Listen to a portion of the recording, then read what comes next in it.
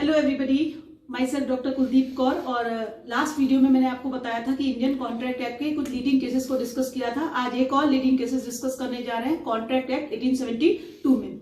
जो ये leading cases आप देख रहे हैं, लेथी वर्सेस शील का केस ये है, ये किस पे बेस्ड है? डॉक्ट्राइन ऑफ रेस्टिट्यूशन पे, प्रस्थापना के सिद्धांत पे। उसमें क्या था वो भी आपको बता दें कि अगर कोई माइनर अपने आप को मेजर बता के, फ्रॉड करके, मिसरिप्रेजेंटेशन करके वो अपने आप को मेजर बताता है और कुछ मनी ले लेता है, तो उसे वापस करवाया जा सकता है, उसे बाइंड किया जा सकता है। इसे ही डॉक्ट्राइन ऑफ रेस्टिट्यूशन कहते हैं। इंग्लिश लॉ का ये एक जनरल नियम है। इस केस में क्या हुआ वो भी मैं आपको बता दूं कि यहाँ पर प्लेंटिफ ने 200 पाउंड करके 2 बार डिफेंडेंट को दे दिए। डिफेंडेंट कौन है? माइनर है। डिफेंडेंट कौन है? माइनर है। और उसे 200 पाउंड करके 2 बार प्लेंटिफ ने डिफेंडेंट को दे दिए। बाद में प्लेंटिफ ने उसके ऊपर सूट फाइल किया और कहा कि 475 पाउंड आपको देने होंगे। 475 पाउंड आपको देने होंगे। 200 करके 400 और 75 पाउंड उसने इंटरेस्ट के रूप में जोड़ लिए और सूट फाइल कर दिया कि आपको अब ये देना होगा। उसने क्या किया था? माइनर, ये जो डिफेंडेंट था, उसने क्या किया था? फ्रूडलेंट मिसरिप्रेजेंटेशन करके, कपटपूर्ण मिथ्या रिप्रेजेंटेशन करके, अपने आप को मेजर बता के ये मनी उससे 2 बार में हासिल की थी। तो जब ये केस गया तो लॉर्ड समनर ने डिफेंडेंट के फेवर में क्या किया? डिसीजन दे दिया और इस केस को पूरी तरीके से डिसमिस कर दिया, इस केस को पूरी तरीके से खारिज कर दिया। और लॉर्ड समनर के शब्द क्या थे? उन्होंने कहा कि हम, ये नियम कहता है कि हम इसे वापस लौटा सकते हैं, लेकिन मनी को पहचानना, ट्रेस करना मुश्किल होता है, इसीलिए मनी को ट्रेस नहीं किया जा सकता, इसीलिए माइनर को बाउंड नहीं किया जा सकता है कि किसी भी तरीके से उसको वापस दिलवाएं। तो इस केस को डिसमिस कर दिया गया था और माइनर के फेवर में डिसीजन दिया गया था। और एक ही पक्ष में लॉर्ड समनर ने तुरंत कह दिया कि मनी ट्रेस नहीं की जा सकती है, इसीलिए मनी को वापस लौटाना मुश्किल होता है। सेकेंड केस जो मैं आपको डिस्कस करने जा रही हूँ, मैंने फर्स्ट आपको केस डिस्कस किया था लेथी वर्सेस शील। सेकेंड केस है खानगुल वर्सेस लाखन सिंह।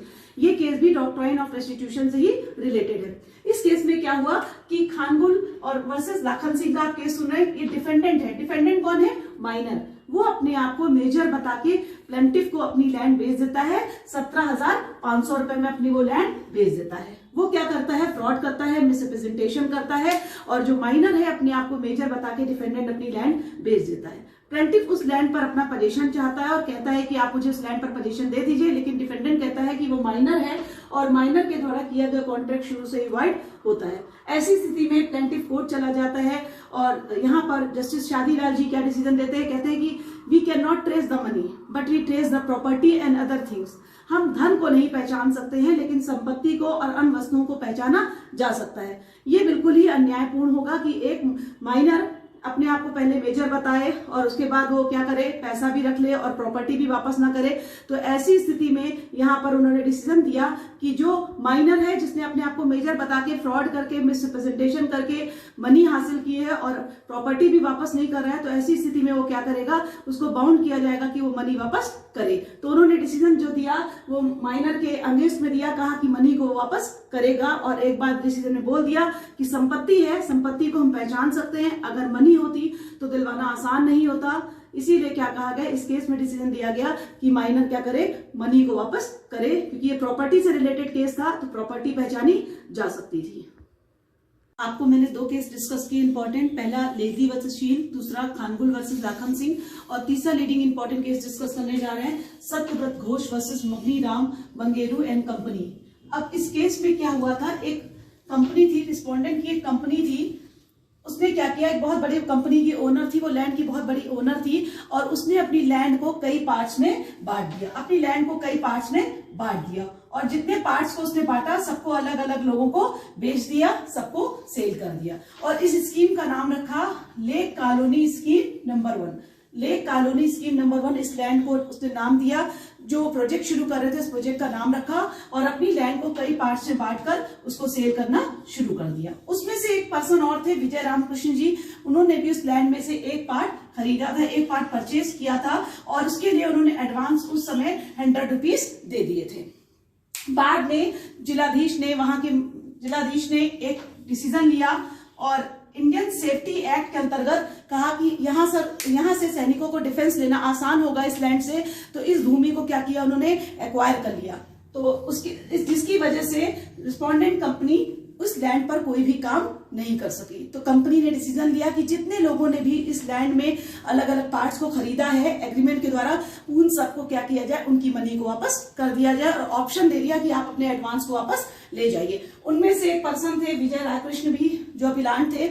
उन्होंने क्या किया कि इस ऑप्शन को स्वीकार नहीं किया और कहा कि ये क्या है, इम्पॉसिबिलिटी ऑफ परफॉर्मेंस नहीं था। उन्होंने कहा कि कंपनी अपने काम को पूरा कर सकती थी, अपने वादे को पूरा कर सकती थी, ये काम कोई ऐसा संभव काम नहीं है जो कंपनी ना कर पाए। इसी के लिए उन्होंने सूट को फाइल किया। 1941 में जब जिलाधीश ने डिसीजन दिया था, उस समय तक कंपनी ने अपना निर्माण कार्य शुरू ही नहीं किया था।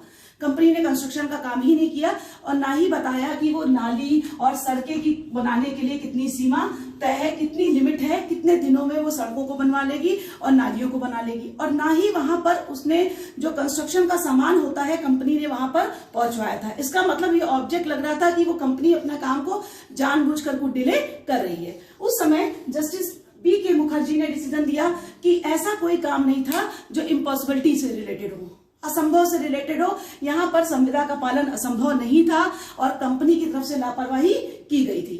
तो ये क्या है, इम्पॉसिबल वर्क की कैटेगरी में नहीं आता है। अब आपको नेक्स्ट केस जो डिस्कस करने जा रहे हैं, हेडले वर्सेस बैक्सेंडेल का केस है। ये केस बहुत इंपॉर्टेंट है। ये केस किससे रिलेटेड है, डैमेजेस से रिलेटेड है। डैमेजेस देखिए दो तरीके की होती है, जनरल डैमेजेस और स्पेशल डैमेजेस। जनरल डैमेजेस में दोनों पार्टी को नॉलेज होती है जब वो कॉन्ट्रैक्ट करते हैं कि कितना नुकसान हो सकता है, और स्पेशल डैमेजेस में प्लेंटिफ और डिफेंडेंट वो क्या करते हैं, एक कल्पना कर लेते हैं कि हाँ इतनी ज्यादा डैमेजेस हो सकती है, जिसे रिमोटनेस ऑफ डैमेजेस भी कहा जा सकता है। यहां पर इस केस में क्या हुआ, हेडले वर्सेस बैक्सेंडेल के केस में क्या हुआ, वादी की एक मिल थी, वादी के पास एक मिल थी और उस मिल में उसका क्रैंकशाफ्ट टूट गया। जब क्रैंकशाफ्ट टूट जाता है, धुरा टूट जाता है, तो मिल नहीं चल सकती है, क्योंकि मशीन जो चलती है वो क्रैंकशाफ्ट के सहारे ही चलती है। तो क्रैंकशाफ्ट टूट गया और यहाँ पर प्लेंटिफ ने डिफेंडेंट को दिया कि एक क्रैंकशाफ्ट बनवाना है। सेम क्रैंकशाफ्ट जो जैसा पुराना क्रैंकशाफ्ट था वैसे ही मिलता जुलता उसे क्रैंकशाफ्ट बनवा ले, इसलिए उसने क्या किया, उसको पुराना टूटा हुआ क्रैंकशाफ्ट दे दिया। डिफेंडेंट कौन है, डिफेंडेंट एक जनरल सेंडर है और ये जहां पर बनना था उस एरिया का नाम था ग्रीनविच, उस एरिया का नाम था ग्रीनविच। तो डिफेंडेंट जनरल सेंडर्स को ये नहीं बताया गया कि मिल में एक ही क्रैंकशाफ्ट है और मिल बंद हो जाएगी, केवल ये बताया गया कि क्रैंकशाफ्ट टूट गया है और आपको क्या करना है, ग्रीनविच में जाकर इस क्रैंकशाफ्ट को बनवा के ले आना है, इससे मिलता जुलता क्रैंकशाफ्ट नया बनवा लेंगे। तो जिसके कारण डिफेंडेंट को देरी हो गई, इसको पता नहीं था कि क्रैंकशाफ्ट एक है। तो यहां पर प्लेंटिफ ने सूट फाइल कर दिया हेडले ने कि उसको क्या हुए, स्पेशल डैमेजेस हुई है। तो कोर्ट ने उस समय जस्टिस एल्डरसन ने डिसीजन दिया कि डिफेंडेंट को पूर्व स्थिति नहीं थी, रिमोटनेस ऑफ डैमेजेस नहीं था, उसको नहीं पता था कि कितना नुकसान होगा, कितनी दूर का नुकसान होगा, उसको इस बारे में जानकारी नहीं थी। यहाँ पर उसको ये नहीं बताया गया था कि मिल में एक ही क्रैंकशाफ्ट है और मिल बंद हो जाएगी, जिसके कारण प्लेंटिफ को बहुत ज्यादा नुकसान होगा। प्लेंटिफ ने केवल इतना डायरेक्शन दिया था कि आप जाइए, और कॉन्ट्रैक्ट क्या हुआ था कि क्रैंकशाफ्ट नया बनवाकर सेम मिलता जुलता ले आइए। ऐसी स्थिति में डिफेंडेंट किसी भी तरीके से स्पेशल डैमेजेस के लिए नुकसान के लिए रिस्पॉन्सिबल नहीं है। डिफेंडेंट किस लिए रिस्पॉन्सिबल है, डिफेंडेंट केवल और केवल किसके लिए रिस्पॉन्सिबल है, जनरल डैमेजेस के लिए रिस्पॉन्सिबल माना जाएगा। स्पेशल डैमेजेस के लिए उसको नुकसान के लिए रिस्पॉन्सिबल नहीं ठहरा सकते। तो आपने इस केस में देखा हेडले वर्सेस बैक्सेंडेल में, जहां पर डिफेंडेंट को जानकारी नहीं होती है कि इतनी दूर का नुकसान हो सकता है, ऐसी स्थिति में उसको हम लायबल नहीं बना सकते हैं कि वो उस नुकसान को पे करे, उस डैमेजेस को पे करे। तो यहाँ पर केवल और केवल डिफेंडेंट को किसके लिए लायबल माना गया, डिफेंडेंट को केवल और केवल जनरल डैमेजेस के लिए रिस्पॉन्सिबल माना गया। तो आपने आज कॉन्ट्रैक्ट में 4 लीडिंग केस आपने पार्ट 1 में देखे, पार्ट 2 में आपने 4 लीडिंग केसेस मैंने आपको डिस्कस किए हैं। नेक्स्ट लेक्चर में मैं आपको कुछ और लीडिंग केसेस डिस्कस करूंगी। आप जो भी मैं केस आपको दे रही हूँ, उस केस का जो इंपॉर्टेंट लाइनें होती हैं वो डिस्क्रिप्शन बॉक्स में मेंशन कर दी गई है, आप उसको देख सकते हैं। और आप उसको, अगर आपको कोई क्वेश्चन पूछना है उससे रिलेटेड, तो आप कमेंट बॉक्स में जाकर उस क्वेश्चन को लिख सकते हैं। Thank you. Like, share, subscribe my channel. Next video में फिर किसी नेक्स्ट टॉपिक के साथ आपसे मुलाकात होगी। Thank you.